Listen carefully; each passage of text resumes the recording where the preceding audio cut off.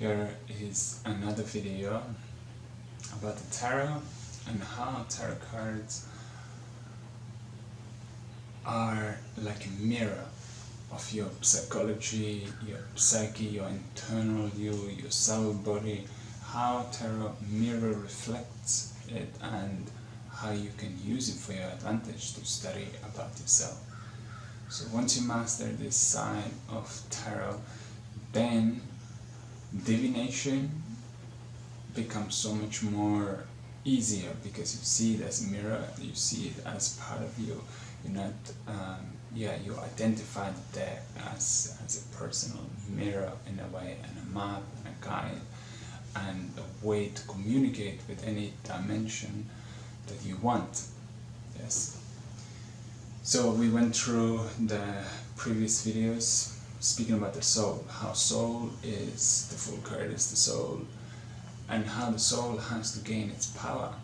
First it has to understand that he's or she is going through the experience, the soul itself is going through the experience, and everything else, intelligent mind, senses, body, it's just a tool for the soul to have this experience. Yeah? Just like you're using a car to go outside in a beautiful place and have experience, same way you're using a body to take it anywhere you want, like a soul is traveling with the body, and have any kind of emotional experience that she wants. Soul by Vedic Shastra is identified as feminine. It can, it has a spiritual body, it can be formless also, but the higher aspect is that having a spiritual body and then therefore have all the five senses, and you can have similar experience like in a material world, but full of bliss without time limit. Yes, so we are exploring this understanding and soul power. So as we went through all the cards, how everything is in the body, finally we got to the Chariot card, and this is the soul and the body merged together with all the subtle body, physical body merged together. So now the soul is sitting in a chariot and is moving. Next card, number 8. Number 8 is called the Strength card.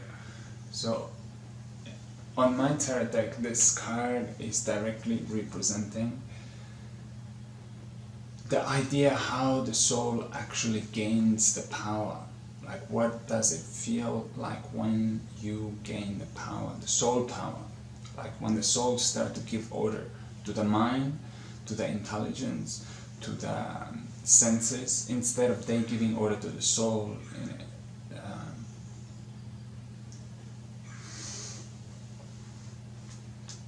Meaning, it can be only two ways. Either the soul tells the intelligent mind and senses what to do, or the senses want something to do, they tell the mind and they convince the intelligence to do it, and therefore get into endless cycle of drama in the material world. Yeah, so you kind of controlled by the senses. It is it's like a conspiracy from that has overthrown your soul, and your soul becomes absolutely powerless, being dominated by the senses, mind and intelligence. Do you understand? So you have to understand your soul and therefore control the intelligence for your benefit, and to see what is best for you, instead of the senses and the mind and intelligence telling the soul, this is where we're going, because we just would like to press the button of the pleasure and therefore destroy the soul's journey. Really, in reality, it can be incredible damage just to following the senses, whatever the senses demand, and therefore mind and intelligence kind of giving a permission, and therefore your soul just end up in a horror show, on a roller coaster, not being able to understand what the heck is going on. What is going on is like a coup, is an overtake from the mind, intelligence and the senses. So to avoid that, we have to see that we are soul, and the Strength card indicates this. The Strength card in any tarot deck, the idea is the naked lady is battling with the lion and is opening the lion's claws, to suppress the power of the lion. So this symbolically means that the lion is like the power of lust and passion and desire and all this, and it kind of attacks the soul, who is the naked lady. All the naked ladies in tarot, or naked people in general, means the soul. Yeah, it means it has no clothes on, it has no body on, so it's just the soul's form. So whenever you see a classic Rider-Waite tarot, like a naked lady or naked person, it usually means the soul gets closer to realization about his or her original form. So the Strength card is all about achieving that power, soul power, and start acting on this level. Although your senses and your mind, intelligence, have huge amount of like power and pressure, really, for the soul to try to enjoy this world. It will never stop, but at the same time, soul, like a great president or king in charge, won't let this happen. So it's a battle in the mind, who's gonna win. Like, will the intelligent mind and senses do what the soul is saying, or they just overpower the soul? So if they do what the soul is saying, or the soul can control it, but also it's related to intelligence, but like it's the soul that kind of gets everything under control. So the Strength card is very much about it. So on my tarot, you have this lady here, and she seemed to be very much agitated by the passions of her body, of her senses, but at the same time she's very peaceful, and she has the sunrise behind her, she has the boat behind her, and it really represents the rising sun. It's the new day. The boat represents the spirituality that is sailing in the heart. And really, she, on her right hand, comes out the tremendous power of Chi. Means the ability to manifest anything she wants in this world and control anything she wants from the soul. Internal power. So, key card to understand this. Now, next card, if that is happening, or if that is your mind's intention to get this under control, then another card is simultaneously in motion, and this is called the Hermit card. The Hermit card is another extremely, just like all the core cards have an extremely vital point in our life. The Hermit card really represents out how you enter to the mysteries of the spirituality. How is it done? Is it done externally, like socializing non-stop and finding interesting people who are semi-spiritual, or like know something about it?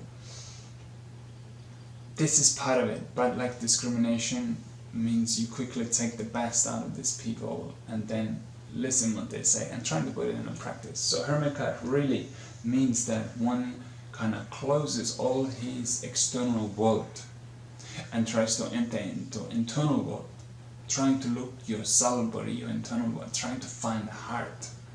In the heart there is a soul, and also spiritual dimension is accessed through the heart with the mantras, right? So now when the New Age and the Vedic philosophy is totally different, is where New Age has a whole lot of idea about spiritual worlds, spiritual practices, spiritual state of mind and all this, but when it comes down to actually doing it and going it through and having a result, they don't have very solid tools for it. They have something, and something little bit works, but they don't have like a Japanese sword that cuts through everything, and you can actually have the direct result you can experience. So the Vedic world is giving you a specific mantras to actually access this dimension and to actually see your soul, to actually manifest things out in this world also through mantra power. But before this can actually take place, one has to close down externally and practice all the mantras. And once these mantras are in emotion or in everyday life, the hermit power and the strength power, the 8 and a 7 together, 8 and a 9 together, will now create the dynamic of spiritual power. Yes, so you need these cards very much together, 8 and 9. As they work together, you'll have tremendous success in that field. So 8 and 9 also, if you add together, you got number 17, and number 17 is the inspiration card in tarot, the star card, the great motivation card, the great delight, the new vision, the new goal, the new energy that throws you forward without any internal I must do it. Rather, it's like your heart jumps in that direction. So 8 and 9 combined together form your spiritual practice. Once you have this, then number 9, number 10, you will have Wheel of Fortune. Your fortune will start turn in your favor. Yeah, ultimately for the favor of the soul. So Wheel of Fortune is really, in classic tarot, it's about how your destiny is turning. Good and bad, up and down, different ways, different material world modes, Tamagun, Rajagun, Sattvagun, how it all goes around. But ultimately, Wheel of Fortune, really, you want to make your destiny turn around in this way that it's favorable for your soul, not favorable for your body and material agenda. Because the more the soul gets the favor, the less he's connected to the material world and all the things that entangle you here. Because we have to understand karma is not something like something small. Like every single action what you do, it unfolds a new road of karma. New possible infinite amount of reactions. So soul is trying to go leave this world of reactions, karma, action, reaction. Every action has a reaction. No one gets away with anything at all, ever. So how to stop that cycle and how to leave this world of action, reaction, time and continuous pressure from it. So Wheel of Fortune really turns for your favor if you discover all these things and specifically targeting the soul. As the soul gains the power, he can change his destiny for a favorable direction and go that way. So therefore the real power of Wheel of Fortune actually will manifest. Okay, so keep it here. Until next time. Ciao. Ciao.